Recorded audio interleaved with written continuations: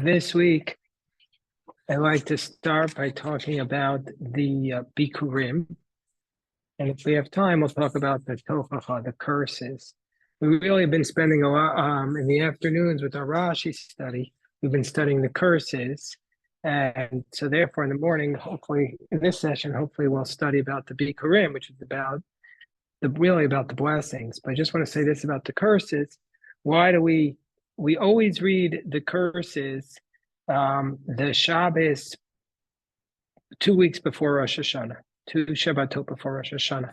Based on the Gemara, it says Tichla Shana Mekilosel, at the year end with its curses. And the Radomska Rebbe explains that the reason is because the curse is contained within a rebuke.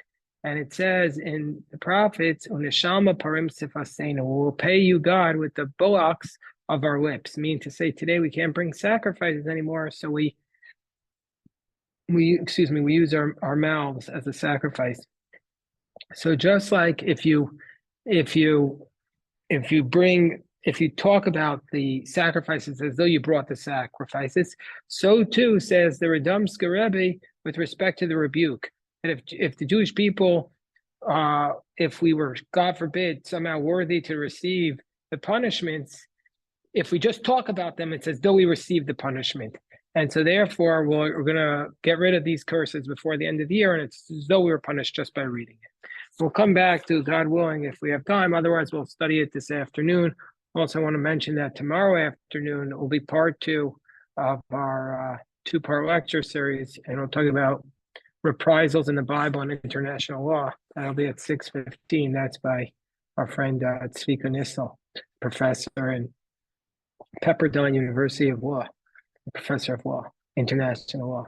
Okay, so I'd like to start by talking about the Bikkurim ceremony. First, I'll give you an overview of the Bikkurim ceremony. Then we'll do the parasha with the Rashi. And then after we do the parasha with the Rashi, we'll look at some of the Gemaras and some of the commentary. We have Rebbe Melech on here.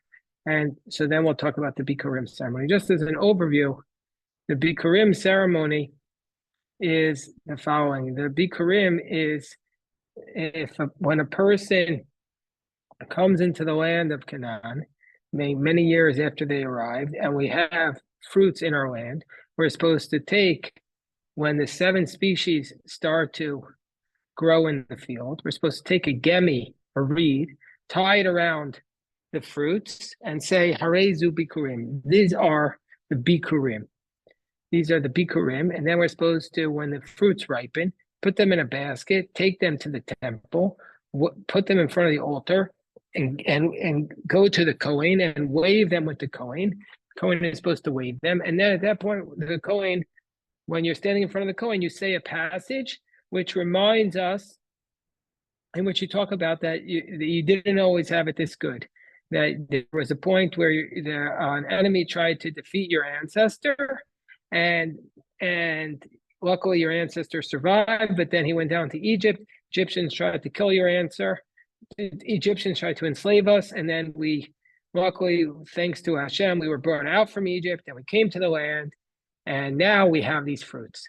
So it's if we look at it from the bird's eye view, the passage is about gratitude, but it's about remembering where we came from. We did not always have it this good. And it's about expressing our gratitude to God. And the way we express our gratitude to God is A, by verbally expressing it and saying thank you to Hashem, and B, talking about where we came from. We came from this place of struggle to get to this point. And 3, by doing an action of giving a gift to the Kohen. The Kohen is the one who was the spiritual center of the community, spiritual center of the Jewish people, the servant of the Jewish people. And so we give him a gift as a way of expressing our gratitude. The Bikkurim are not brought on the altar.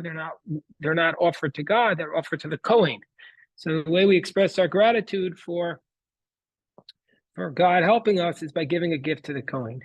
So I'd like to read the verses. Then we'll look at the Rashi. Then we'll look at some of the Talmudic texts before looking at the Hasidic Rebbe's on this. It says, "V'haya ki tavo," it will be when you come. And the words "it will be," we'll see in the Rebbe's, they view this as an expression of happiness. You're in a very good place. When you come to the land,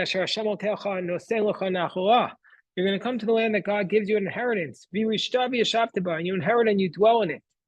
Meaning to say, when, and Rashi says this, when was the obligation of Bikkurim to take place? Only once you would conquer the land and divided it. So this is a ritual designed for when we have reached success. Sometimes in life, people reach success, and the biggest problem is the danger of success. You think that we think we're successful. We think we're the reason we're successful. We think it's because of us.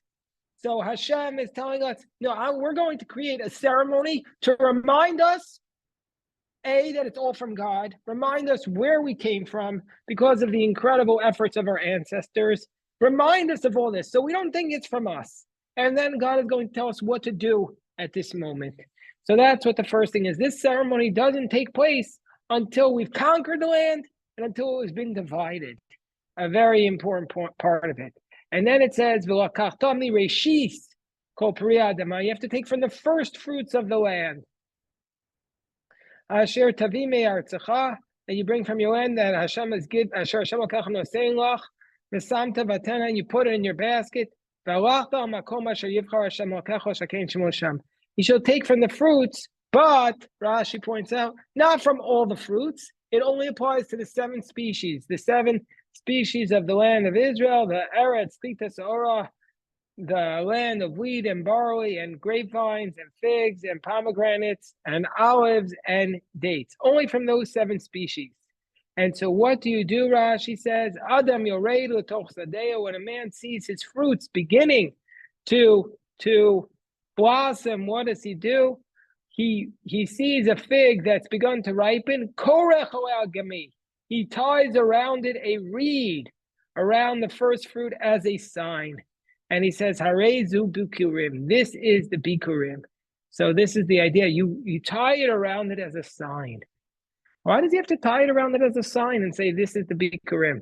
Now, this is a reason. You know why he has to tie a sign? Sometimes, like when I was growing up, my teachers would tell me, oh, if you want to make sure you don't forget something, wear a rubber band to remind you to remember this. Wear a paper clip. This will remind you not to forget. So you know why we have to do a sign? Because it's so easy to forget. When we achieve success, it's so easy to forget.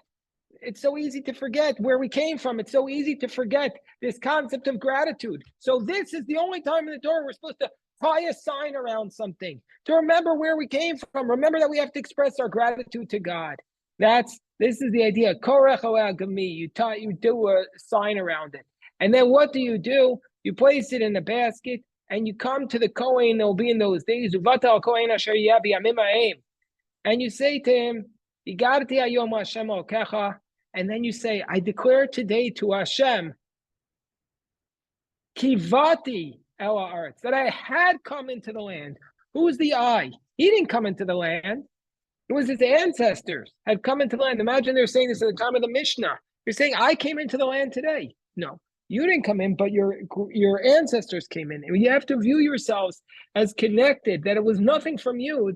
We've done nothing to deserve this. It was our ancestors who did it, who did all the work. And I came to the land that Hashem had swore to our forefathers to give to us. Why does it say you'll come to the Kohen in those days? What other Kohen are you going to come to? So Rashi tells us, based upon the Sifri, that there's no other, all you have is the Kohen in your days, as though it is. Meaning, say, you might think, oh, you know what I'm going to do? You might think, this Kohen is no good. This Kohen's not good enough for me. I remember the Kohen of my great-grandfather. That was the Chafetz Chaim. He was a Kohen. That's the person I'm going to give it to. If you give me a Kohen like the Chafetz Chaim, he'll get my first fruits.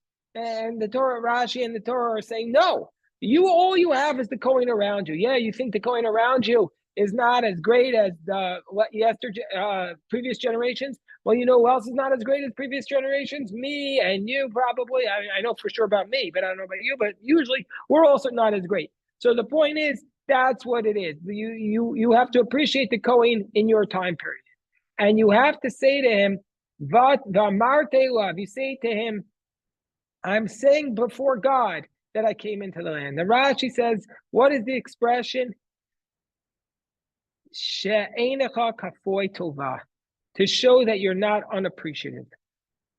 That is an essential, that is what it means to be a Jew. What it means to be a Jew is to show that you are not kafoi tova, that you are not unappreciative. A Jew is somebody who expresses gratitude for the small and the great, every single thing, every single time. And that's the responsibility here.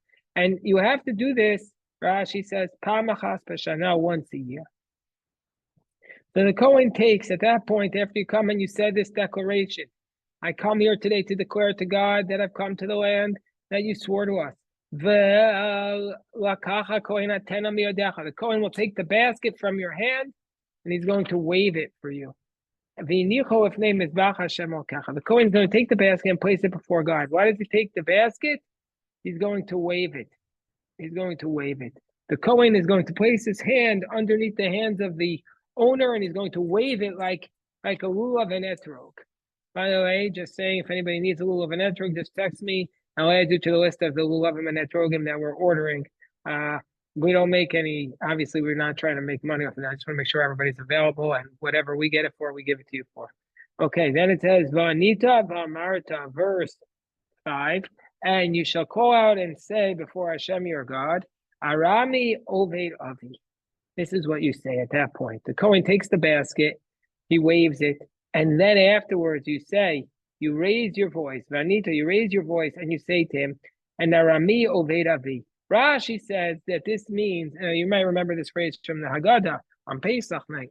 Rashi says this means an Aramean tried to destroy my father. Other commentaries say that it means my father was a wandering Aramean, but we'll go with Rashi. Rashi says it means an Aramean, i.e. Lavan, who was an Aramean, tried to destroy my father. Who was my father? He tried to destroy Jacob. If he would have been destroyed, the whole world would have been destroyed. Our world. There would have been no Jewish people. So that's what he says in the Haggadah. Bikesh Lavan la'akor sakol. Lavan wanted to destroy all of us. Vayerin Mitzrayim. And so after that, he went down to Egypt. Because Rashi says here, listen to this phrase. Listen to this phrase. Rashi says God is mentioning the kindness of, he is mentioning this man who's bringing his Bikkurim Maskir Chastei Makom. He's remembering the kindness of God. Harami Oved Avi means Lavan Bikesh La'akor Sakol. Lavan wanted to destroy everything when he ran after Jacob. And because he thought he was trying to do this, God viewed him as though he actually did it. And then Rashi says, Vayered Mitzrayim, and Jacob went down to Egypt. Tell me if this doesn't make you cry. Va'od acherim ba'u aleinu l'chalosenu. Also others came upon us to try to annihilate us. Shachrei zot yara Yaakov Mitzrayim. Jacob went down to Egypt. Rashi is saying we read this as the theme. Lavan tried to destroy us, and then when we ran away and we went to Egypt, the Egyptians also tried to destroy us. That's what I feel is like what goes on with the Jewish people in our history. Od acherim ba'u aleinu l'chalotenu. Also others came to us to try to destroy us. That's what it means to be a Jew, to recognize that there are always people who are trying to destroy us. If we haven't felt that, what have we felt in the past year? But people around the world trying to destroy us. Yes, I'll just pause for a moment in our reading. Okay, so after we talked about the Aramean and the Egyptian, we went down to Egypt. Vayareu sanu hamitzrayim, the Egyptians came upon us and they tried to afflict us. They did bad to us. Vayanunu, and they afflicted us. Vayitnu aleinu avodah kasha, and they gave us hard work. Now, we're not opposed to hard work. We're hardworking people, but they gave us work intended to be difficult for us, to enslave us. So we cried out to God. God heard our voice. God heard our voice, our struggles, our oppression. God led us out from Egypt with a strong hand, outstretched arm, with signs and wonders. And he brought us to this place.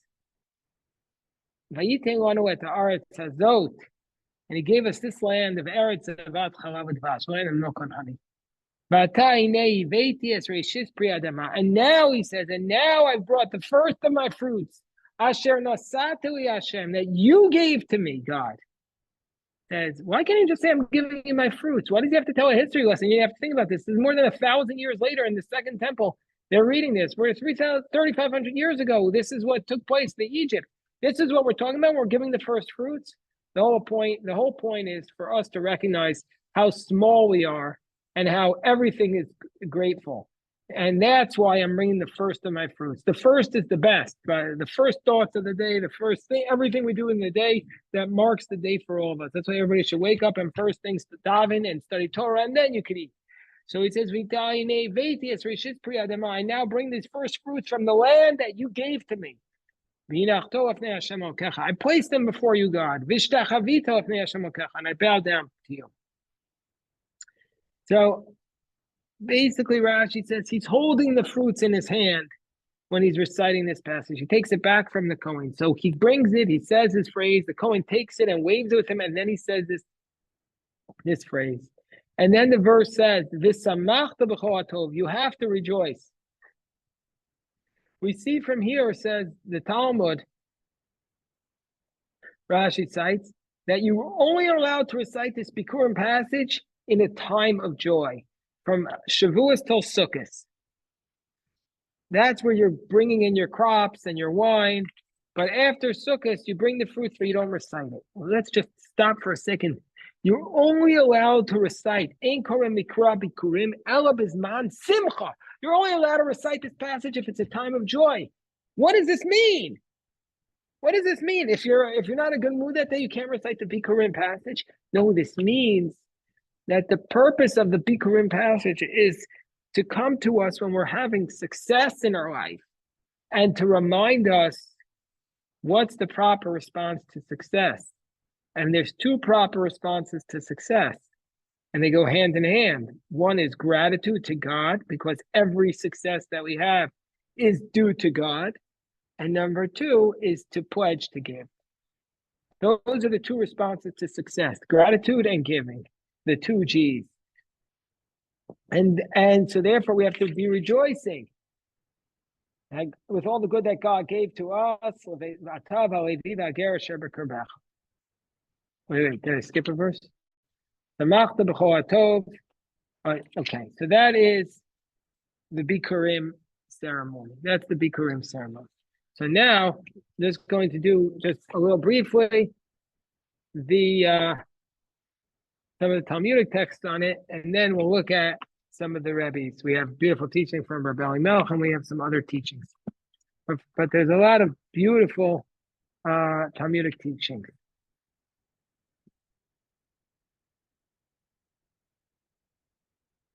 So there's actually a Gemara which we did recently in Baba Basra, but it was also the first sources in Gittin Mem Zayin Amabeis, and it's an esoteric point, but I think it's a very deep point. So I'm going to say the Gemara. You're going to say, well, how is this? Some of you might say, how is this at all relevant to my life? But I believe deeply it's the most relevant. How so? So the Gemara says Rabbi Yossi Bar Chanina, Bitzran v'shigran b'yad shliach. Let's say you're a busy farmer. You didn't have time to do the Bikkurim ceremony yourself.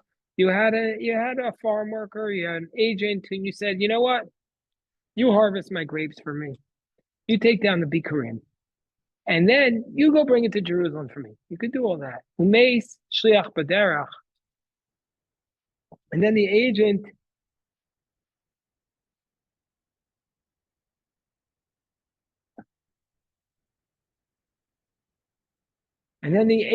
at that point dies. So now a different person is going to bring it to the temple.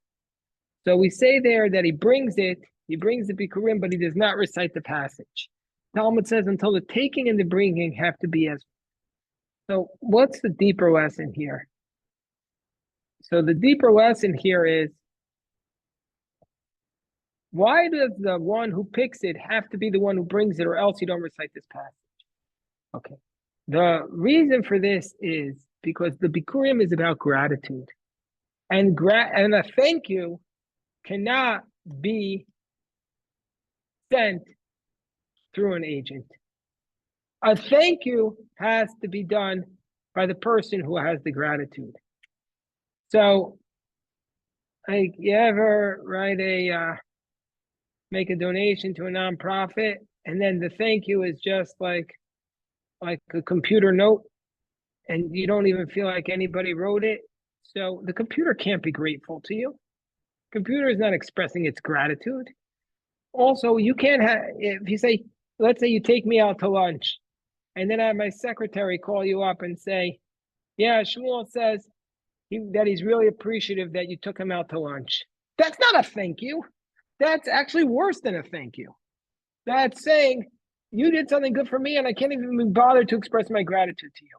This is why in the Amida, we can have you ever wonder during the Modim passage, the passage of gratitude, when there's the repetition of the Amida, we say what's called Modim de Rabbanan.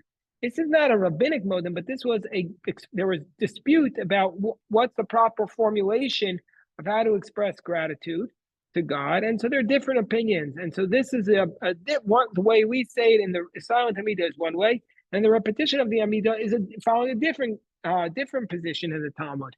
But why? This is the only part of the Amida that the Shaliach Tzibor cannot recite for us, because he can't recite gratitude on our behalf. He can't express God. The Chazan can't say thank you to God for us. That's the part that we have to express ourselves. And so therefore, the person who picks it has to be it's only if he's the one who brings it does he recite the Bikkurim ceremony. That's the first idea. Second idea comes from the verse Meireshit. You take from the first fruits of your land. Meireshit afilu eshkol echad, even one cluster of grapes. Afilu grogras achas, even one fig. So what does it mean? Even one cluster of grapes, even one fig.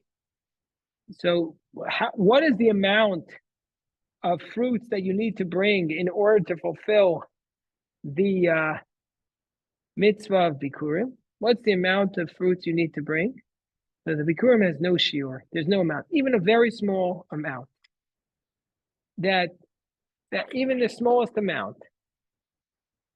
The tithing, they have an amount, whereas Bikkurim, there's no amount. Now, biblically speaking, truma is one kernel of wheat, but the rabbis say either 1/40th, 1/50th, 1/60th. But when it comes to the Bikkurim, it's any amount that you do. And in fact, there's a minimum and there's a maximum. You can make your whole field the Bikkurim. This is the idea. This is also a very deep idea. It means that any gift that you give is a gift. Now, obviously, some of us could be very, very, very frustrated. Especially, let's say, if anybody's working, in business, they're trying to raise capital, or if they're in the nonprofit world and they're trying to raise money for their organization, and you look at a person who's, let's say, worth tens of millions of dollars, and you expect to yourself, this person can really help what we're trying to do. And they express and they give even just one very, very small, minuscule amount. So what's our response supposed to be? Now, usually what our response is one of extreme, maybe it could be frustration, maybe it could be disappointment, maybe it could be bitterness, but our response should only be thank you. Our response should only be thank you. All we should do whenever we receive a gift is say thank you, even if the gift was not what we were hoping for. That's why the Bikkurim, which is a gift to the Kohen, it's any amount. There's no amount. One time my My friend Shimon told me a story about his father as he was building the yeshiva in Passaic. They had no money, and he wanted to raise money, and they got together as the fundraising team, and they said, we're going to go ask this man, this very, very wealthy man in the community, for money for our yeshiva. And they went, and the man said, I'm not interested. And he took out $1, and he gave him $1. And the man who brought the rabbi was humiliated. He was so embarrassed. He was apologizing. He said to the rabbi when they got in the car, I can't believe this. I brought you to this person. I know he's so wealthy. And he disrespected you. He gave you $1. And the Rabbi Katz said, what are you talking about? He gave us a gift. He gave us $1. We're $1 closer. We're $1 closer. And I, just speaking personally, it's not a confession, but I personally have definitely should have that perspective more. And whatever a person gives is a tremendous gift. It's something that we have to have appreciation for. And that's what the Bikkurim, looking at it from the perspective of the Kohen who's receiving the gift, the Kohen needs to be grateful, any amount.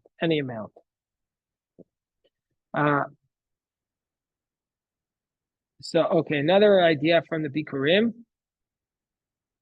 comes from the Gemara in Chulin, that it says in the pasuk, you bring from the first of any fruit. So what does this mean? Says the Gemara in the name of Rabbi Yossi, pri atamevi, you bring a fruit via tamevi mashka. You have to bring the fruit, but not the liquid. Let's say you brought the grapes and then you press them. That's okay. So liquid is not good enough. Why is that the case? Why is liquid not good enough? So one explanation is Rabbi Menachem Zemba, by the way, I want to read to you about Rabbi Menachem Zemba. I'm going to tell you what wow, I can't just mention his name without telling you who he is. So I'm going to read his Wikipedia entry. So you might not see my face. I'm going to look him up. We all need to know who Rabbi Menachem Zemba is. Hold on. I'm going to read this very powerful figure, spiritual figure. Rabbi Menachem Zemba. Here we go. Rabbi Menachem Zemba was a Talmudic genius. He lived from 1883 to 1943. He was gunned down by the Germans in the Warsaw Ghetto. He was born in a suburb of Warsaw in 1883. His father died while he was a young boy, and he was brought up by his grandfather. He became his grandfather was the chassid of the Kotzker Rebbe, and it was a follower of the Gerach Hasidus. So later on, he became a tremendous posek, a tremendous Torah scholar. He's known for his genius. And anyway, the point was, and there's so much there, you have to read about him, but I wanted to say that the Warsaw Ghetto uprising began before Pesach. While the battle raged around them, Rabbi Zemba prepared himself for the coming holiday as if nothing was happening. In the evening, the fighting stopped, and Rabbi Zemba conducted the Seder as though times were normal. The next few days were spent in hideouts watching the ghetto being burnt. The Germans were methodically destroying the ghetto house by house in order to break the resistance. Among those burning were the houses, including the building where Rabbi Zemba was holed up. With the air thick with smoke and nearly impossible to breathe, Rabbi Zemba and the people with him decided to try to run across the street past SS men manning machine guns to the building where the Volia Rav, Rabbi Ber, was hiding. So when it was a momentary lull, Rabbi Zemba's daughter Rosa managed to run across first and then motioned to others with the arm. Her signal was misunderstood. Believing it to be safe, Zemba, holding his 5-year-old grandson, Yanko Bear, by the hand, tried to make a run for dear life. And that's when he was shot down. He was buried in a grave in the courtyard in the Warsaw Ghetto. Okay, anyway, that's just a little bit about Rabbi Menachem Zemba. I can't say his name without saying his story about this great tzaddik. So it's brought down, says in the Ari, that the Bikkurim was a repair, was a fixing of the sin of the spies. The spies were the least grateful. They went to the land of Israel and they rejected it. So we fix this with the sin of the spies. This is why it can't be with liquid, because this is the spies didn't bring back liquid. They brought back the fruits. And so therefore it says that a person goes into his field, and the Mishnah gives us an example. A person sees the fig that's ripening, a cluster of grapes, and a pomegranate. Why does it mention these three fruits? Because these are the three fruits that the spies brought back from Eretz Yisrael. So this was a rejection of the land. The spies rejected the land. So the Bikkurim is the fixing of the sin of the spies. What did the spies do? They whined about the land. They were whining. They said, we're not interested in the land. How are we supposed to bring the Bikkurim? The Gemara in Erechim 11a says that if you just bring the Bikkurim, you haven't fulfilled the way you fulfill the mitzvah properly is by singing with it. So you have to sing when you bring the Bikkurim. They used to make a huge ceremony when they were outside of Jerusalem and they were walking there. They would decorate the animals that were carrying the baskets of fruit, and they would make it a huge ceremony as they brought the Bikkurim up. The Bikkurim, because it's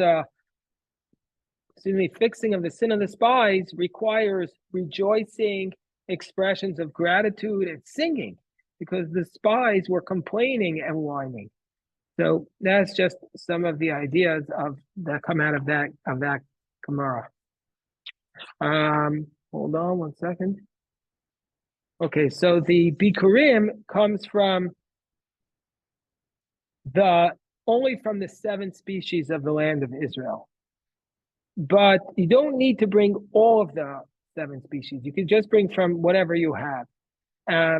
That's the idea. You have to bring from the best of the 7 species that you have.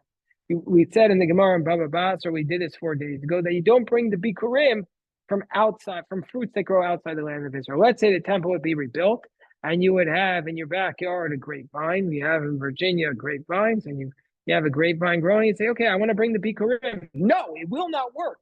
It's only from the fruits of the land of Israel. That's the message of the Bikkurim, especially because it's a repair for the sin of the spies. And so therefore it's directly connected to the land of Israel. Now you know that I think I might have mentioned this on Monday. Did I mention this on Monday? Nod your head if I mentioned it. That the Bikkurim was an example. You have to place it in a basket. This is an example of where the rich got richer and the poor got poorer. Did I mention that? No, I didn't mention that. So this is an example of where the rich got richer and the poor got poorer, because the Gemara says this. The Gemara says this because the rich put it in a very fancy basket, like a very precious metal. And so therefore, when they brought the fruits up in the basket, the Kohen, when he was finished, he gave them back the basket. But the poor, they brought it up in their wicker baskets. It's like you bring it in Tupperware. So the Kohen says, I'm not returning your disposable item. And so therefore, the rich got richer, they got to keep their baskets, whereas the poor, they had an additional expense. Okay. So there's a whole question about how does the convert bring the Bikkurim? The convert, somebody who recites the Bikkurim passage, does he recite it when he brings it? Because part of the Bikkurim, it says that my ancestor, an Aramean, tried to destroy my ancestor. The convert's ancestor was not tried. There was no attempt to destroy. The convert's ancestors were not enslaved in Egypt. So does the convert also recite this passage? So the Mishnah in Bikkurim tells us in chapter 1, these are the people who bring the fruits, but they don't recite this passage. The convert brings it but does not recite it, because he can't say that you swore to our fathers to give to us. But if his mother was from the Jewish people, he brings it and recites it. The Rambam already says that the Rambam writes in, hold on. The Rambam says, seemingly against this Mishnah, that the convert, Rambam writes in chapter 4 from Bikkurim, Halacha Gimel, that the convert brings the first fruits and recites this passage. And even though with respect to the tithes,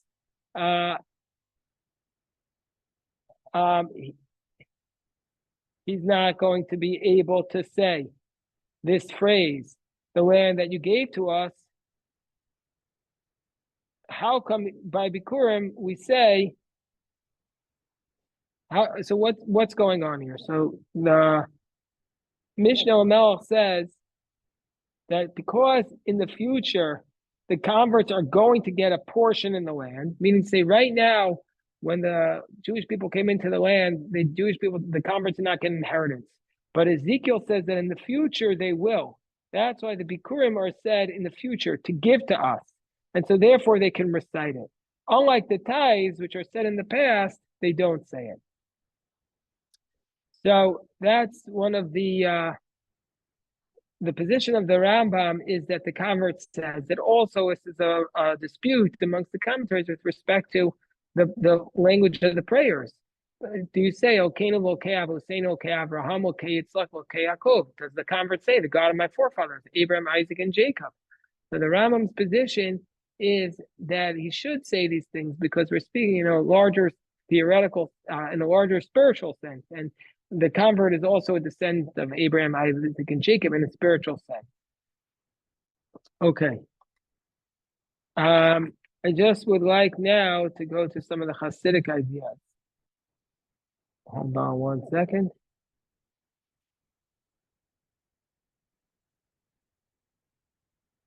Okay.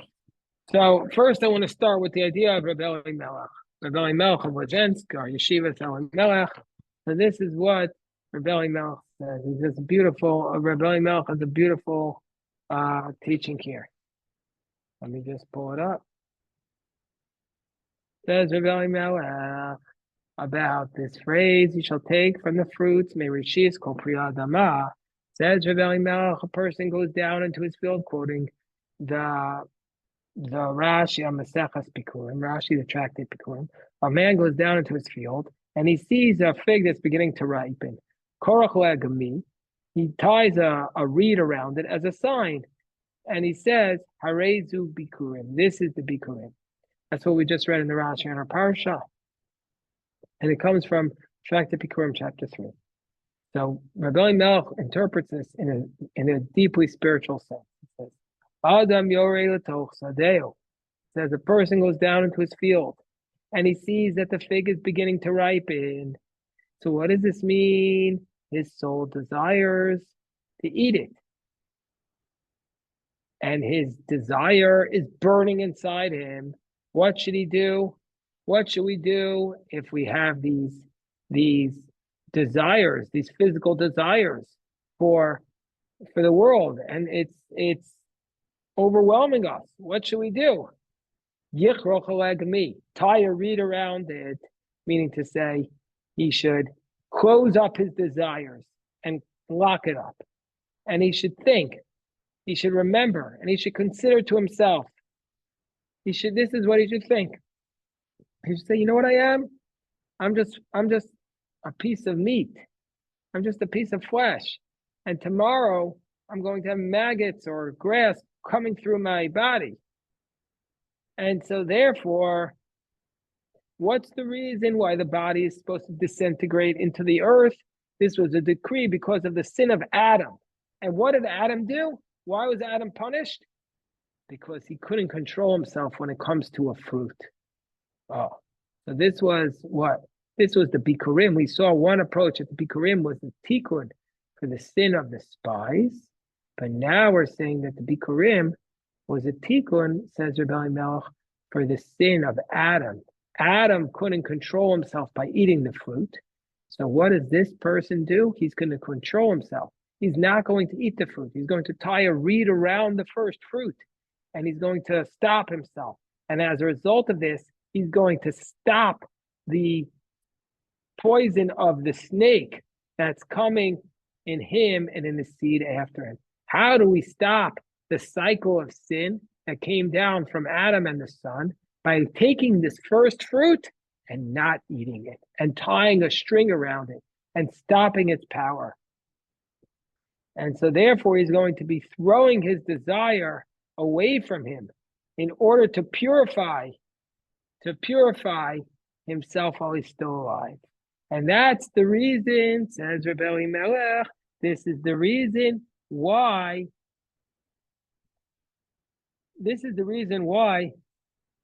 we're supposed to take the nicest fruits for the Bikkurim. So that when we finally defeat our desire here, our inclination here, we do it in the greatest possible manner. We're not just like tying the fruit around a spoiled apple, a spoiled fig, or spoiled grape. Doing that the nicest. This shows our desires are so great. And so therefore he's conquering his desires, ruling over his temptations from the beginning of the collection until he brings them to the temple. That's the Vort of Rebbe Elimelech. So now we've seen two explanations so far about the first of the fruits. Two explanations are that it's a tikkun for the sin of the spies. The second explanation is that it's a tikkun for the sin of Adam. So let's go back a little bit and try to address one of the questions that was asked before by Bruce.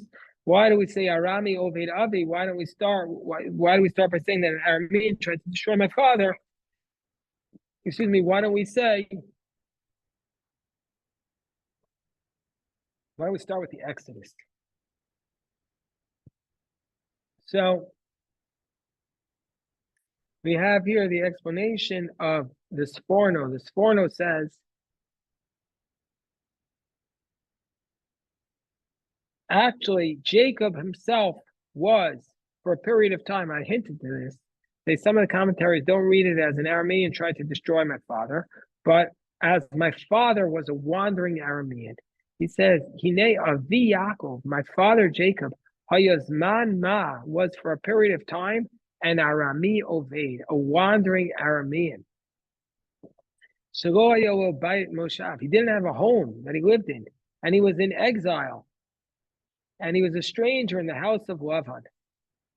And he wasn't prepared to establish a nation that was able to conquer the land. So he needed to go down to Egypt. This is almost a literal explanation of the Forno, the introducing how we ended up in Egypt in the first place.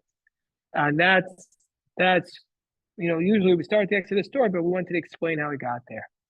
And so therefore, that's how the Chasam Sofer explains it. He says, why does it mention the actions of Lavan?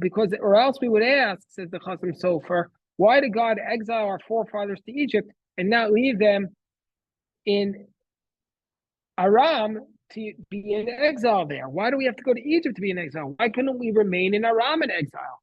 So therefore, the Torah here mentions that Lavan was worse than Egypt because Lavan wanted to destroy everything.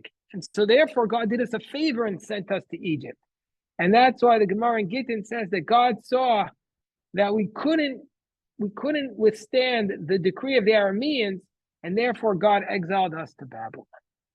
So one more explanation on this. This is the explanation of the Bikkurei Aviv to Rav Avram book. He says as follows. He says the Ibn Ezra asks, Lavan didn't go straight from Lavan. Lavan was not what caused them to go down to Egypt. After Lavan, they went back to the land of Canaan, and only after many years did they go down to Egypt. So therefore, Rashi divides into two things. They went down to Egypt, and then another came upon us to destroy us. And that was a second thing, but not connected. Rav Azriel Hildesheimer, in the name of his father, explained, according to the Gemara in Shabbos, Daf Yud, that it says because of weight of 2 selah of fine garments that Jacob gave to Joseph more than his sons and his other sons, that Jacob favored Joseph. As a result of this, the brothers were jealous, and the whole thing developed that our forefathers went down to Egypt. But if Joseph had only married Rachel first, and you're going to like this explanation, why is it Lavan's fault that we ended down in Egypt? Why is it Lavan's fault? That's Rav Israel Hildesheimer says, because the Gemara tells us in Shabbos that the reason we ended up down in Egypt was because Jacob favored Joseph by giving him the fancy coat. Because Jacob said, Joseph is my firstborn. The other brothers didn't accept it, so they were jealous. So they sold them, so that caused everybody to go down to Egypt. But, says Rav Israel Hildesheimer, that's why it's all Laban's fault. Because Jacob he loved Rachel. He wanted to marry Rachel first. So Joseph was supposed to be the firstborn. And so therefore, Laban was the one who caused Joseph not to be the technical firstborn. And so really the whole thing started with Laban. Now it's his explanation. That's his explanation. Yeah, I'm going to see if anybody has any questions at this time. Anybody have any questions?